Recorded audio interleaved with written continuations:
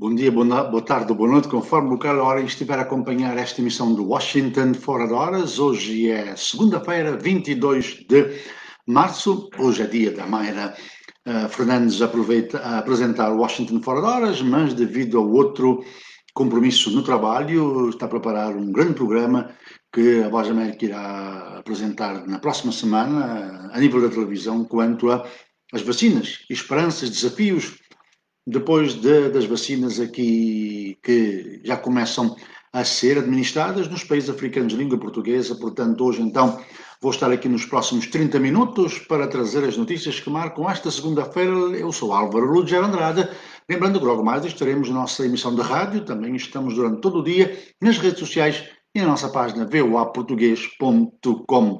Hoje vamos até Angola, onde ativistas detidos no sábado e libertados ontem no Luís denunciam torturas por parte da polícia. Também generais reagem a declarações de ex-militares da UNITA sobre um plano do partido da oposição para desestabilizar o governo em Angola. Vamos falar também em Moçambique do arranque das aulas presenciais. No entanto, as salas de aula podem ter até 25 crianças. Em Cabo Verde, o governo intervém e determina um limite no preço da farinha e também do milho para evitar especulação devido ao aumento dos preços. Na Guiné-Bissau, quarta-feira é dia do Presidente do Supremo Tribunal de Justiça ser ouvido na Procuradoria-Geral da República, quando no dia seguinte será a vez do Procurador ser julgado num crime suposto de desvio de fundos quando era ministro em 2011.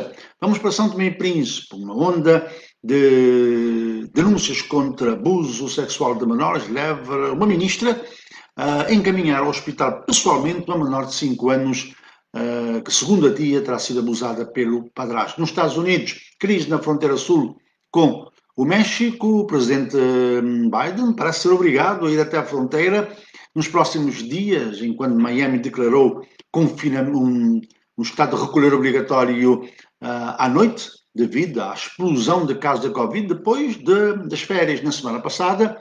Vamos até o Níger, onde há dezenas de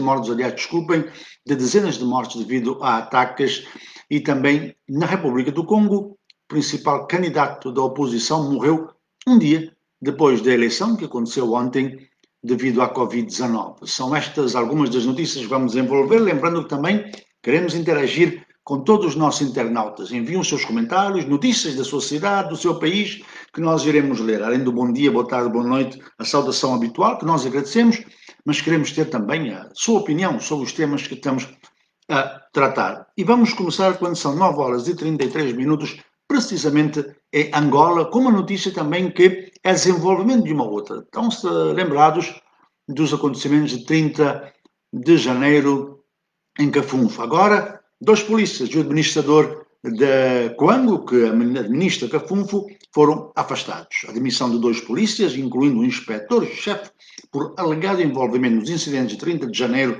na vila de Cafunfo, e a exoneração do administrador do Coango, naquela província da Lunda Norte, estão a ser entendidos por analistas como reconhecimento de excessos na atuação das autoridades contra os manifestantes naquela região.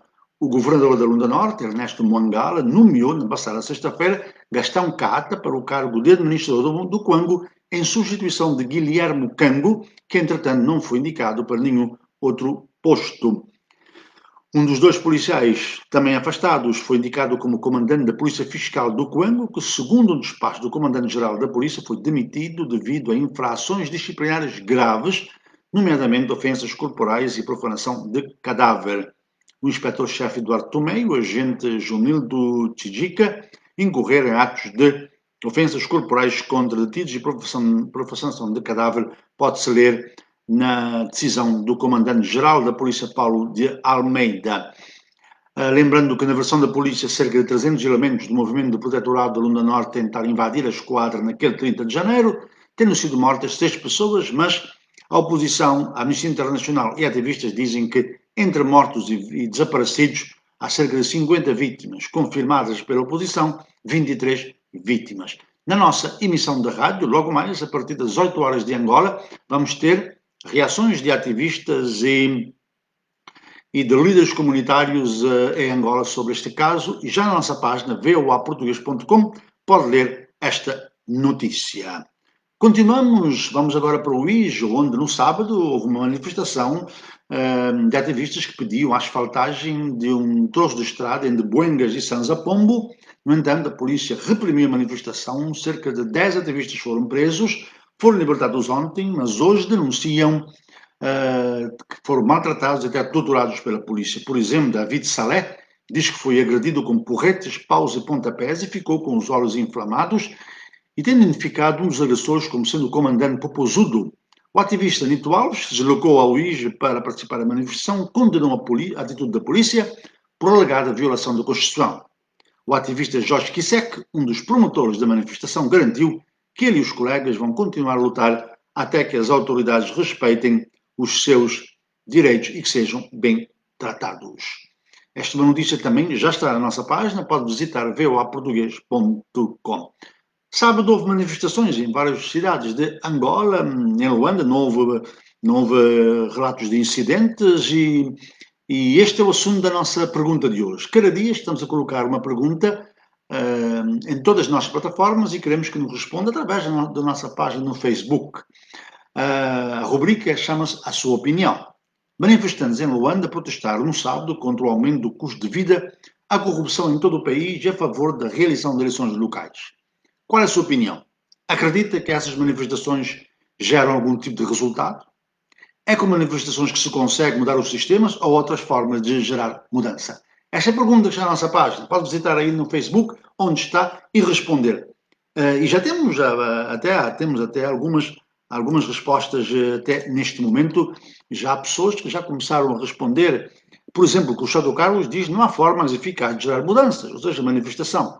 A própria história da humanidade é uma sucessão de revoluções. Mpezo Tando Ntondo diz que não é com manifestações que iremos mudar as políticas do regime ditatorial e de corruptos, mas deve ser nas urnas e assim podemos fazer sentir que o povo é quem decide que pode governar. Quem pode governar? Omar Pedro diz que quando são encomendadas por partidos, não. 3 opiniões diferentes na rubrica A Sua Opinião. Entra na nossa página aí, no Facebook, onde está. Depois que terminar o programa, vou-lhe convidar para entrar aí, ou pode ao mesmo tempo ir até a nossa página e deixar a sua opinião. Eu terei prazer até em lê-la aqui no programa e também aguardamos mais opiniões sobre vários temas que estamos a tratar hoje aqui no Washington Fora de Horas. Portanto, então, a sua opinião. Cada dia temos uma pergunta na página da Voz da América, de segunda a sexta, e agradecemos aí a sua participação. Outro assunto que também vamos desenvolver na nossa emissão de rádio, que é relembrar que a Voz da América trabalha durante 24 sobre 24 em diferentes momentos, em diferentes formatos. Agora estamos no Washington Fora de Horas, aqui através do Facebook Live. Mais tarde estamos na nossa emissão de rádio. 19 horas de Moçambique, 18 de Angola, 17 na Guiné-Bissau e São Tomé e Príncipe, 16 horas em Cabo Verde. Mas nesse mesmo horário estamos também nas rádios parceiras em Moçambique, na Guiné-Bissau, em Cabo Verde e também no nosso transmissor local em São Tomé e Príncipe. E há rádios neste país que nos retransmitem noutros horários. Além disso, estamos em todas as redes sociais com VOA Português e a nossa página voaportugues.com. Pode acompanhar-nos a nossa emissão de rádio, pode ver todas as notícias que temos em vídeo, em áudio e também com fotos e textos durante a qualquer momento do dia. Quero lembrar também a nossa emissão de rádio vai ondas curtas e onda média. Ainda em Angola, 2 ex-altas figuras da UNITA em conferência de imprensa separadas, Rui Galiardo na sexta-feira e Amadeu Cortês no sábado, em Luanda, teceram duras críticas à atual direção do Galo Negro. A Voz da América essas figuras chegaram a dizer que há um plano da UNITA para destabilizar o país e criar problemas ao governo. A Voz da América ouviu 3 generais de distintas forças militares que rejeitam esta tese. Dizem não acreditar que haja alguém em Angola que pretende regressar aos conflitos do passado. Abilo Camalata Numa, general da reforma oriundo da Esfala, antigo bastião armado da UNITA e atualmente dirigente do maior partido da oposição, foi mencionado pelo antigo colega, tenente-coronel Amadeu Conceição Cortês, como sendo o líder do plano da UNITA para desestabilizar o país. Ele diz, isso repete-se todos os anos, estou a citar o general Numa, antes das eleições. Os angolanos deviam estar um pouco mais atentos a estas manobras, onde aparecem desertores da UNITA que são aliciados com casas, dinheiro, etc., pelo MPLA, e acusam a UNITA de tudo para desestabilizar Angola. Mas ele disse que quem desestabiliza Angola é a fome e a pobreza, e não é ele um general na reforma. Outro general das FA, reformado, José Sumbo, diz não acreditar que no país haja alguém com capacidade de voltar ao passado de guerra. Também general na reforma e do MPLA, Manuel Mendes de Carvalho Pacavira, mais conhecido por General Paca, é da opinião que se trata apenas de um jogo político e jogo baixo, segundo ele, o momento é para debate de ideias. Temos uma reportagem alargada sobre isso na nossa emissão de rádio, logo mais às 18 horas de Angola. Vou então aqui agora ao nosso Facebook ver os muitos amigos internautas que já estão aqui a acompanhar a nossa emissão. Muitos já estão a dar aquele tradicional bom dia, boa tarde ou boa noite, e dizendo onde se encontram. Desde já agradecemos todos que estão em Angola, em Moçambique, na Europa, também na Ásia, e que estão a acompanhar o programa. Mas, como sempre, nós priorizamos os comentários, as notícias que estamos a desenvolver e também notícias que possam trazer aí dos nossos países. Por exemplo, temos várias pessoas que estão a entrar. O Amedi das Neves diz que em São Tomé muita chuva nesta segunda-feira. Obrigado, Amedi das Neves. Que haja chuva para a agricultura e também para a água no país. Aguardo aqui mais comentários. Temos Amedi das Neves, temos Mohamed Iqbal Daoud, que está a acompanhar-nos desde Quelimane, Moçambique, e aguardamos os seus comentários aos temas que estamos a tratar, mas também traga-nos notícias aí do seu país. Vamos agora para Moçambique, falando de Quelimane, vamos para Moçambique, onde iniciaram-se hoje em todo o país as aulas presenciais num contexto atípico, marcado por divisão de turmas, aulas em grupos alternados aos sábados devido à pandemia da Covid-19.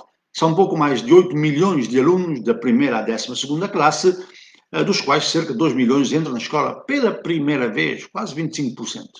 A porta-voz do Ministério da Educação e Desenvolvimento Humano, Gina Gibunda, explicou que o número de alunos numa sala de aula não deve ultrapassar os 25, medida que visa assegurar o distanciamento de 1,5 metro. Isto implica a divisão de turmas, tendo em conta que a superlotação que caracteriza as salas de aula no país é norma. O número de alunos em cada sala chega a atingir 75, o que torna impossível o distanciamento físico num contexto de pandemia. Aquela responsável avançou que os alunos poderão ter aulas aos sábados, nas circunstâncias em que o desdobramento de turmas impedir o cumprimento de metas semanais do plano letivo. No entanto, muitas escolas não abriram as portas por falta de água e saneamento e também de condições para a prevenção da Covid-19. No entanto, o Ministério da Educação e Desenvolvimento Humano informa que está a tomar medidas para permitir que essas escolas possam abrir já nos próximos dias. São 9 horas e 44 minutos, temos aqui muitos amigos já a acompanhar-nos, mas, como sempre, priorizamos os comentários.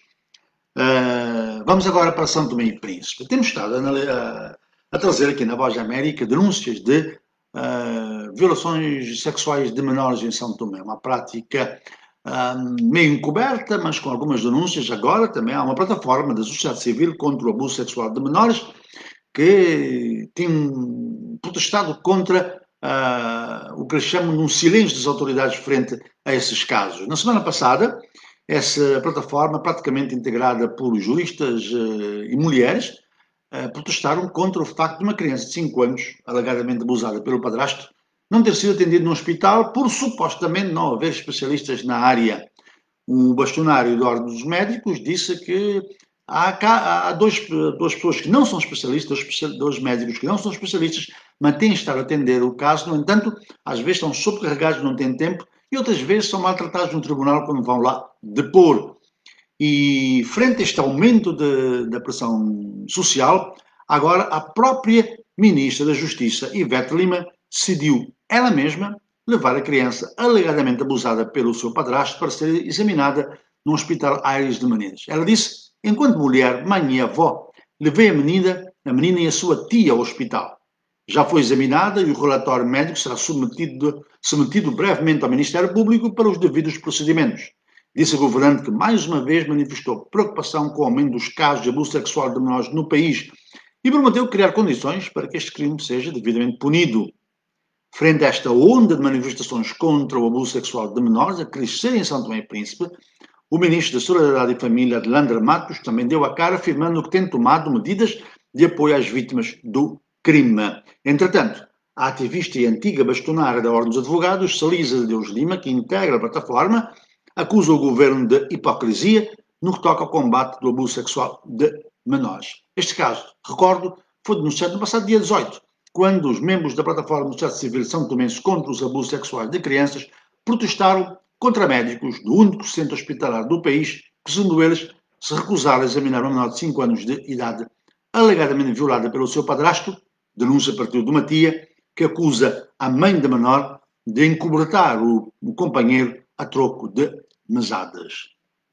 Uma notícia, esta reportagem vai ter desenvolvimento na nossa emissão de rádio quando forem 17 horas, aliás, de São Tomé e Príncipe. Continuamos no Washington Fora de Horas. Eu sou Álvaro Lugero Andrade, dando uma volta aqui para o nosso Facebook para ver os que estão a acompanhar-nos.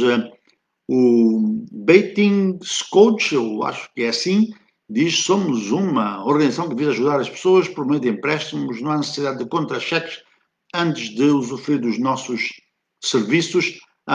Ponto. Esta é uma nota que entra aqui, não devia estar aqui no nosso programa. As minhas desculpas.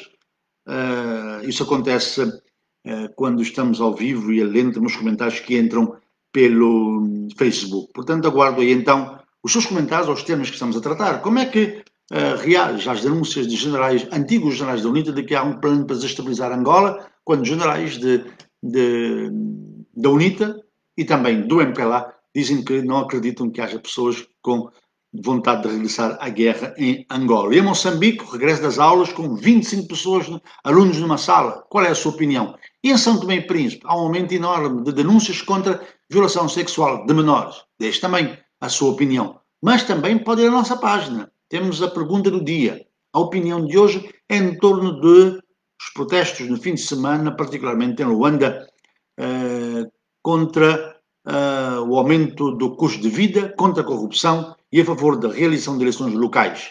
Esta é a pergunta que nós colocamos. Duas questões, duas hipóteses de respostas. Acredita que essas manifestações geram algum tipo de resultado? É com manifestações que se conseguem mudar os sistemas ou outras formas de gerar mudança? Entre na nossa página aí e responda aqui no Facebook logo quando terminar o programa. Continuamos quando são 9h48. Vamos agora até Cabo Verde. O governo fixou preços para a venda de farinha de trigo e milho para evitar a sobrecarga das famílias na compra de alimentos de primeira necessidade devido a aumentos provocados pela pandemia da Covid-19. Em causa está a necessidade de manutenção dos preços de alguns produtos que têm registrado alterações no mercado internacional durante o período da pandemia, disse o governo na resolução. Recorda ainda que o reforço da fiscalização, o acompanhamento apertado dos preços para evitar o desembarcamento e ruptura de abastecimento, bem como a manutenção e estabilidade dos preços, são medidas tomadas prioritárias desde o início da pandemia. Os preços dos produtos alimentares têm tido aumentos graduais no mercado internacional, provocados pelas incertezas inerentes à pandemia. Agora o governo define um preço para evitar a especulação destes produtos básicos da alimentação em Cabo Verde, a farinha e também o milho. Na Guiné-Bissau, continuamos a acompanhar os casos de altas figuras do Estado, atuais e antigas, que estão a ser ouvidas pela Justiça. Agora, na quarta-feira, será a vez do Presidente do Supremo Tribunal de Justiça, Paulo Sanha, responder a uma investigação que está a ser feita na Procuradoria-Geral da República por alegada denegação de justiça, prevaricação, abuso de poderes e administração danosa, ou seja, desvio também de avultados fundos para proveito próprio, enquanto Presidente do Supremo Tribunal de Justiça. Ele vai ser ouvido na quarta-feira. Na quinta-feira será a vez do próprio Procurador-Geral da República, Fernando Gomes, ir a julgamento por alegados desvios de fundos públicos quando exercia o cargo de Ministro em 2011. Portanto, muita atividade na Guiné-Bissau nesta semana na Justiça. No Brasil, pesquisa Datafolha divulgada pelo jornal Folha de São Paulo hoje mostra que 57% dos brasileiros consideram justa a condenação do ex-presidente Lula da Silva no caso do apartamento do Guarujá e 51% consideram que o juiz do Supremo Tribunal Federal Edson Fachin anulou mal essas e outras decisões que envolvem Lula na Operação Lava Jato. Lula foi condenado a 9 anos e 6 meses de prisão por Sérgio Moro, depois a pena foi reduzida para 8 anos e 10 meses de prisão, mas há 2 semanas o ministro do Supremo Tribunal Federal, Edson Fachin, anulou essas decisões por, alegadamente, a Justiça do Paraná não ter competência para julgar o presidente. Este é um caso que continua a dar que falar muito no Brasil. Agora, 57% dos brasileiros dizem que a decisão foi mal tomada. Aqui nos Estados Unidos, dou mais uma viagem aqui para através do nosso Facebook, muita gente a acompanhar, mas não temos mais comentários. O presidente americano vai deslocar-se à fronteira com o México numa data ainda por determinar, devido ao aumento exponencial de imigrantes indocumentados, muitos dos quais menores não acompanhados. Em várias entrevistas nas televisões ontem, o secretário de Segurança Interna, Alejandro Mayorkas, defendeu a gestão da crise da imigração e enviou uma mensagem clara: não venham para os Estados Unidos, a fronteira está fechada. No entanto, Mayorkas diz que o governo está no processo, incluindo a garantia de restaurar o que existia antes e que foi instituído por Donald Trump, quando os imigrantes podiam ficar nos Estados Unidos e arquivar os casos a partir dos países de origem. Não há indicação de quanto tempo levará o governo a mudar o sistema de imigração, mas o secretário de Segurança Interna disse que o mais cedo possível e sublinhou que é difícil porque todo o sistema foi desmantelado pela administração anterior.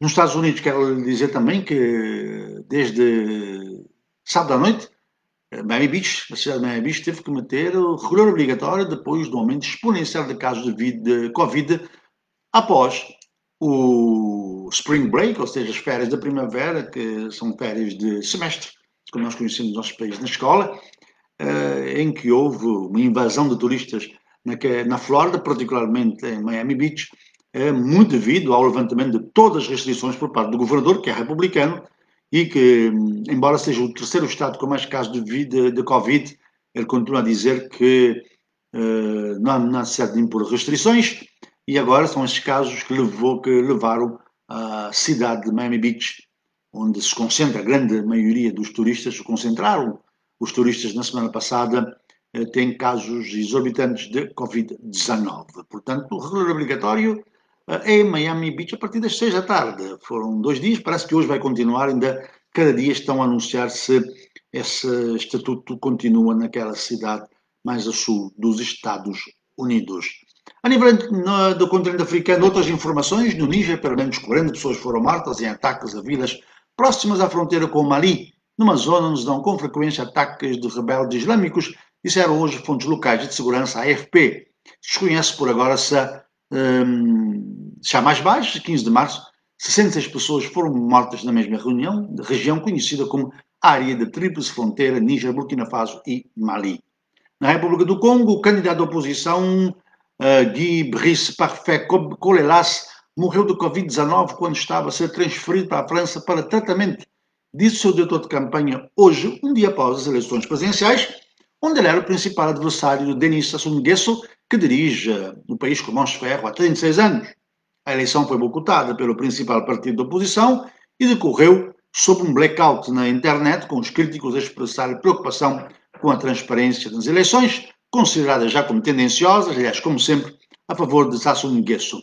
Colelas, de 60 anos, testou positivo para a Covid na tarde de sexta-feira e não pôde realizar o seu último comício de campanha em Brazzaville. Em Myanmar, um jornalista do serviço da BBC detido naquele país foi libertado, indicou a emissora de Londres nesta segunda-feira, enquanto os manifestantes saíram às ruas para novos protestos anti-golpe de 1 de fevereiro. Pelo menos 8 pessoas terão morrido também nesta segunda-feira. Um segundo jornalista detido na mesma altura de um jornal local ainda se encontra sob custódia policial. E na União Europeia, os ministros dos negócios estrangeiros, reunidos em Bruxelas hoje, aprovaram sanções contra os governos da China, Myanmar e Rússia, enquanto o bloco amplia as medidas visando violações de direitos globais.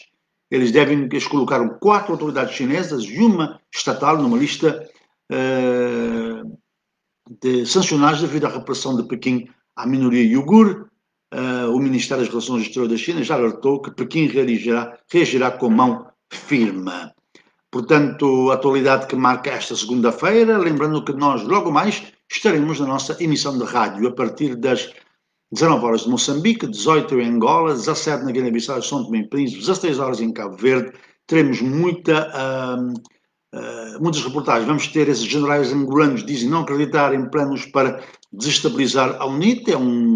É das reportagens que iremos avançar. Também UNIT e MPLA trocam acusações em torno da revisão da Constituição. Outro assunto que a Voz da América irá desenvolver na nossa emissão de rádio. Santo Tomé e Príncipe aumenta a onda de críticas da forma como o governo, as autoridades têm gerido ou não têm gerido denúncias de violações de menores. Vamos também falar em Cabo Verde com analistas que abordam as candidaturas presidenciais de 2 antigos primeiros-ministros e 2 antigos líderes do governo e que protagonizaram um combate para as legislativas de 2011. José Maria Neves era líder do PICV, foi primeiro-ministro durante 15 anos, eleito 3 vezes, portanto. Carlos Veiga era líder do MPD, eleito em 2 mandatos, e agora enfrentam-se, em 2016, José Maria Neves ganhou as legislativas, agora enfrentam-se nas presidenciais de 17, aliás, de outubro. Já ambos lançaram as suas candidaturas. Vamos ter essa peça na nossa emissão de rádio. Portanto, muito mais logo na nossa emissão de rádio. Lembrando que estamos também nas rádios parceiras em Moçambique, Guiné-Bissau, Cabo Verde e a nossa transmissão local em São Tomé e Príncipe. Ondas curtas, onda média, a qualquer momento também pode acompanhar-nos na nossa página voaportugues.com e estamos em todas as redes sociais como VOA Português. Relembro, Voz da América não é só rádio. Estamos aqui a fazer o Washington fora de horas pelo Facebook. Mais tarde teremos a nossa emissão de rádio e estamos 24 sobre 24 na nossa página e também nas redes sociais. Damos uma volta aqui para a nossa página para ver também o que está trending aqui. A presidente da Tanzânia, Samia Suluhu Hassan, encabeçou no sábado homenagens ao seu antecessor John Magufuli, que morreu repentinamente após uma doença envolta em mistério. O governo diz que foi um ataque cardíaco. Entretanto, a oposição diz que ele morreu da Covid. Ele que negou sempre a existência da Covid na Tanzânia. Ele estava no Quênia a ser atendido. Hoje é o Dia Mundial da Água, dia criado pela Organização das Nações Unidas em 1992, no esforço para colocar em pauta questões essenciais que desenvolvem os recursos hídricos. Convido a todos a ir à nossa página no Facebook. Quando terminar este programa, continuem no Facebook, vão lá ver a pergunta que temos para hoje. Queremos ter a sua opinião. Manifestantes em Luanda protestaram no sábado contra o aumento do custo de vida, a corrupção em todo o país e pela reeleição de eleições locais. A sua opinião? Acredita que essas manifestações geram algum tipo de resultado? É com manifestações que se conseguem mudar os sistemas ou outras formas de gerar mudança? Pode deixar aí a sua opinião. Aviso para sexta-feira, no Angola Saúde em Foco, esta semana com a doutora Nádia Camate. A pergunta é, vamos falar de erro, o tema é, vamos falar de erro médico. Alguma vez já recebeu um diagnóstico errado? Em que circunstância? Quais foram as suas consequências? Partilhe a sua história connosco na próxima sexta-feira no Angola Saúde em Foco. Quer participar? Inscreva-se nos números locais da Voz da América. 244-932-348-692 ou 244-693-255911 e pode participar na sexta-feira ao vivo no programa Angola Saúde em Foco. Hora de ir embora. Lembrando que logo mais teremos a nossa emissão de rádio durante todo o dia na nossa página voaportugues.com e em todas as redes sociais VOA Português. Hoje é segunda-feira, desejamos a todos uma ótima segunda-feira, uma boa semana, uma última visita aqui aos nossos internautas, muita gente a acompanhar, mas não temos mais comentários por agora e amanhã estará aqui Ana Guedes, neste mesmo horário do Washington Fora de Horas, um encontro diário de segunda a sexta com cada um dos integrantes da Voz da América através do Facebook Live. Eu sou Álvaro Lúcio Andrade, foi um prazer enorme ter estado consigo nesta segunda-feira. A todos uma ótima semana. Não se esqueçam, sejam felizes.